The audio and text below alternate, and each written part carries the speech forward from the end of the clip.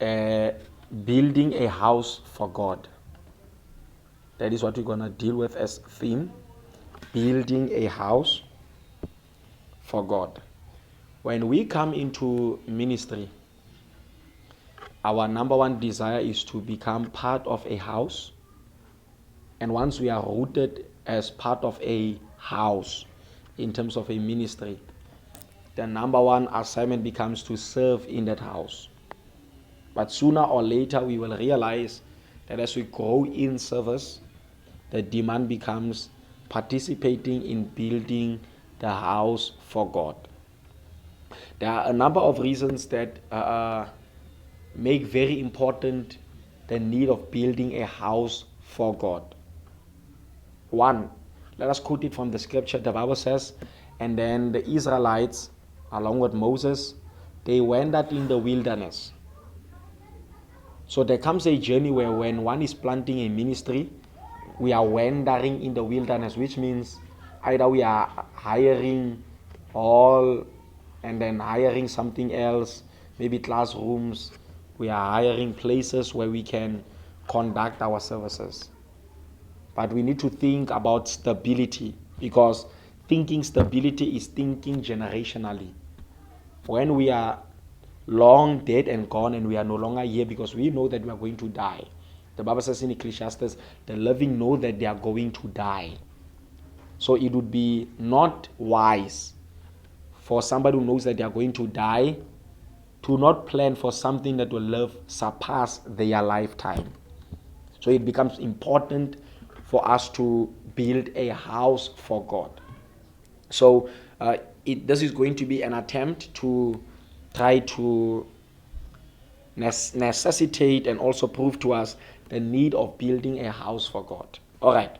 Let us start with the book of 1 Samuel chapter number 2. 1 Samuel chapter number 2. Verse number 35. And then the Lord is going to do us well. I'm going to take the session quite slow so that we understand the need of building God a house. Right. It says, then I will raise up for myself a faithful what? Priest, who shall do according to what? My heart, and according to what is in my mind. I will build him a sure house, and he shall walk before my anointed forever.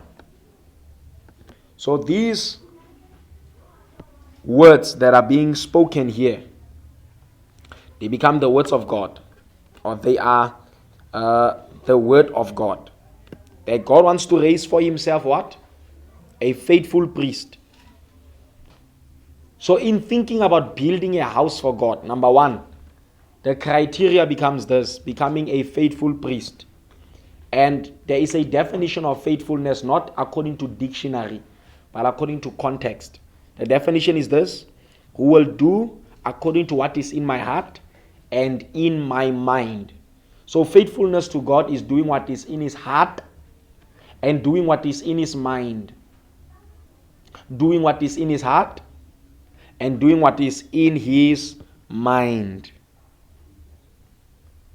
Doing according to what is in his heart and doing according to what is in his mind. It is very, very important that we understand what is in the heart of God and also understand what is in the mind of God. Right. Now, let us go to the next part. 2 Samuel chapter number 7, verse number 5. 2 Samuel chapter number 7, verse number 5.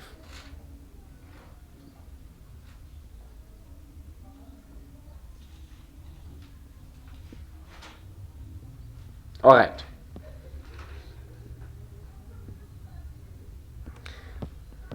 It becomes necessary that I take you 2 verses earlier than that so that we can understand.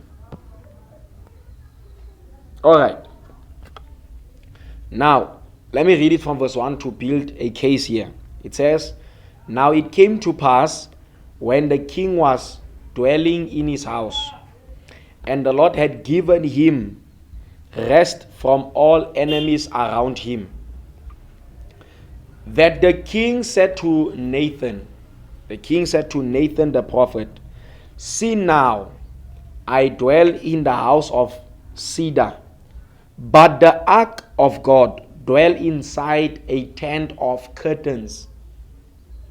Let us just make a definition that is quite modern for our terms so that we can understand and appropriate the concept of the king. Said, in other words, God was dwelling in tents. God was dwelling in a tent. In other words, we were in earlier stages of building ministry, moving from tent to tent, crusade to crusade, moving from revival to revival. But even so, the king wanted to project a long-term kind and style of building a house for God. There comes a time where when we are building from scratch, it is necessary that we use tents. It is for revivals and crusades and sometimes for meetings, gatherings and services. Very important. And then we move from there, we might do temporary structures such as hiring, like I said, hiring a class, hiring a hall, hiring a building. But then we need to move. Then the king said to Nathan the prophet, see, I dwell in a house of cedar. In other words, my house is a solid house. The house of a king is a solid house, and a king is not compared to God. But yet God dwells inside a tent of curtains. A tent of curtains. So we need to think bigger than that. Now verse number 3 said, then Nathan said to the king, go do all that is where? In your heart. In your heart. For the Lord is with you. What is in the heart of us as a ministry is building a house for God. Not because we want to have a proper building to worship in, but because we are thinking generationally. Sometimes the assignment of God for the next town cannot be opened up, cannot be released because the assignment of God for this particular town or particular region where we are at now is not yet completed. We are thinking short terms. Now check this. Verse number 4. But it happened that night that the word of the Lord came to Nathan saying, go tell my servant David, thus says the Lord, would you build a house for me to dwell in? Now I want us to take this as a metaphoric figure, or as a question that really addresses us as a present audience to scripture, not taking it from some of the experiences and some of the walk that David had with God, but taking it from the kind of experience where we are at now, as a ministry, as a people, as a priest that are faithful to God, that want to, do what is in the heart of God and do what is in the mind of God. Will we build a house for God? Will we build a house for God? It's something really to think about, that am I in it to really build a house for God? Where I'm at now, I know I don't have resources, I know I don't have finances, I know I don't have the necessary skills and necessary abilities, but in my position, in my post of serving in the ministry of God, am I ready? Am I determined? Did I commit myself to be faithful as a servant of God, not a servant of man, but a servant of God, to build a house for God? Would you build a house for me to dwell in? Now, I just want to match this one with what was said in the latter prophets, that we dwell in good houses, but the house of God lies in ruin. Because, when we are building houses as human beings, we are building on a long-term or permanent basis. We are building a house that when it rains, the rain will not get in. We are building a house that when somebody visits, when they're looking at the house, they like the ornaments and the furniture and how things are positioned. Now, we also build a house that we are able to raise our children in. It is said that an RDP, a normal RDP, a house that is provided by a government, when it is being built, it is built with a guarantee to at least last for 25 years. A guarantee that when after they have built an RDP, it is to last for At minimum 25 years. At minimum 25 years. Now, because they are having such a long-term plan, they are not planning to build 5 years come later and then build again 5 years come later and then build again. But you will realize once you commit to building something that lasts longer, it takes more from you. It takes more to commit to building something that lasts longer. It takes more in terms of resources, more in terms of energy, more in terms of emotions, more in terms of spirit. It takes way too much to building something like that. But the question becomes, would you build? Would you? The word would, it is a past tense of will. Will you build? The word will there is out of your willpower. Are you committed? Have you decided and made up your mind that I want to build a house for God? I don't care whether our participation in building the house is winning souls, or our participation in building the house is building the house out of cedar, or building the house out of making sure that the structures, they are in order and they are solidified, they are kept up in shape. But will you build a house for me to dwell in? In other words, God is looking for a house. Now, verse number 6 appropriates a short explanation. It says, "For I have not dwelt in a house since the time that I brought the children of Israel out of Egypt, even to this day, but have moved in a tent and in a tabernacle." God has been moving. God is a God of motion. We honor that for Him, for being a God of movement. But it's time that we create monuments of God. Monuments of God. It's time that we build a house for God to dwell in. A house within ourselves, in our heart, in our body, and a proper house where saints can come together and worship God. It is really time. But the major question here is, will you build a house? Questions. What does it take to build a house? I just want to maybe bring one answer to that. What does it take to build a house? If you can, with me, please go to the book of Nehemiah. The book of Nehemiah, chapter number 4. The book of Nehemiah, chapter number 4, we're going to read verse number 6. Verse number 6.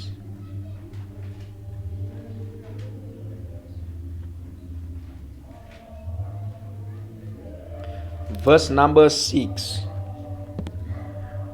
Nehemiah chapter 4, verse number 6. It says, "So we built the wall, and the entire wall was joined together up to half its height. For the people had what? The mind to work, the heart to work." The people, they did not build out of resources. They build because they had the mind to work. So, answering the question, what does it take to build a house for God? A strong willpower that creates a mindset and a heart set to desire to do the work regardless of the insufficiencies, regardless of the lack, regardless of the inabilities. It takes a willpower that creates a mindset and a heart set that will say, I want to build a house for God. I want to build a house for God. I want to win souls for God. So in speaking about building a house for God, we need to develop that strong kind of mindset. That strong kind of mindset. That strong kind of mindset. There must be a strong kind of mindset to build. And sometimes everybody gets tired. The reason why you get tired, it is proof that you are working. If you are not working, you cannot get tired. But if you are getting tired, it is proof that you are busy about work. So the question is, are we tired having done nothing? Or are we tired having worked so hard? I'm telling you, in heaven there's a reward for everybody that tires for working so hard. And it is a sin in heaven to be tired without even doing labor. Building a house for God. Building a house for God. Right, verse number 10. Verse number 10. Then Judah said, the strength of the laborers is failing, and there is so much rubbish that we are not able to build the wall. There are people who are failing to do work because there is so much what? So much rubbish that the people are not able to do. Sometimes we focus on, according to text, on rubbish. We focus on everything else that causes us not to build. Sometimes we focus on, there are small little debates, small little arguments, small little conflicts, and small little quarrels, and we are making it a big deal. And they have become now the vision of what we came here for. Whereas we don't understand that the original vision was to build for God. The original vision was to build for God, not to focus on those who is not coming. If one person does not come out of 10, let the 9 build. Let the 9 build. If in a team of 4, one of them decides, I will not build, I will just watch, let them watch, let the 3 build. The Bible says 2 is much better than 1. If there are a team of 3, one of them is looking, the 2 of them are working, 2 is much better than 1. They are doing much better together than they are doing with the one that is just gazing and staring at them. Sometimes strength fails because we are dealing with so many minute, so many small problems. We are talking about committees that have to start another committee that will talk about a committee that has to start another committee, and we are not building progressively. Progressive building. Progressive building focuses on making sure the large vision is becoming fulfilled in small pieces. The Bible says in the book of Job chapter number 8 verse number 7, despise not humble beginnings, small beginnings. Don't despise small beginnings. It takes small buildings, small teamworks, small strength. It takes small resources to build a large thing. There is no flat in town that stands, that has been built by one large brick that covers the whole height of a fence. No, it took small bricks that are put together to build the kind of size of the building that now stands. So this is one of the things that we need to really begin to look at. We don't deal with the disorders. Focus too much on the lack of arrangements, lack of planning, lack of strategies, and we talk so much about who didn't do what. We forget about who is doing what. There are so many people who are doing so much. We talk about what are we doing currently and how are we going to continue doing what we are doing and add towards what we are doing so that progressively we can move forward. That is building a house for God. That is building a house for God. Not who is not contributing, who is absent. Because all of those things, they will not capture the essence of building. You know, when you're talking to a builder about a breaker, you are breaking the builder. But when you are talking about a builder to a breaker, you are building the breaker. You're causing the breaker to want to become like the builder. So that's exactly the next focus in terms of building a house for God. Building a house for God. We need to be strong-minded about building a house for God. Right, verse number 17. Verse number 17. The book of Nehemiah chapter 4. Verse number 17. It says what? Those who build the wall and those who carried burdens loaded themselves so that with one hand they work at construction and with the other hand they held weapon. I want us to catch the essence of this. Builders, they are what? Number one, they are burden carriers. We need to become carriers of the burden and not focus on the nonsense, on the rubbish. We need to become carriers of the burden. The current burden that is at hand, what is it? Progressive building. Fixing our entire energy, our entire strength, our entire efforts on building and causing those. Now check this. If you will plant a small seed beside a road and water it at least for 3 to 5 years, when you come back, the road is broken, the tar is broken. But you did not break the tar by fighting the tar, by taking a hammer and or a bore and boring the tar. What you did is you planted something strong enough that can grow and break what is next to it. So builders, they must become so strong and so focused, so attentive. They must become so heated on building that they override breakers. There are, at least in my books, 3 kinds of people that are breaking. 1, those are the people that are intentionally breaking.